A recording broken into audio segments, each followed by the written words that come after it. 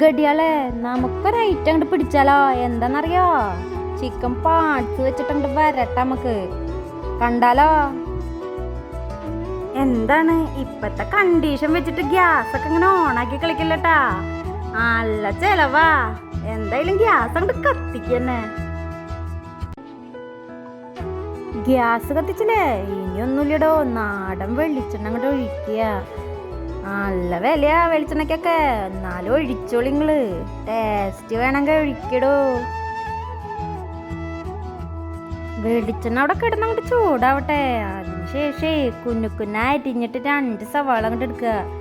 അതങ്ങോട്ട് ഇട്ടിട്ടേ നല്ല അങ്ങോട്ട് വയറ്റി അങ്ങനെ. എന്താ നിങ്ങൾക്ക് അറിയില്ലേ, അങ്ങോട്ട് വയറ്റി തന്നെ,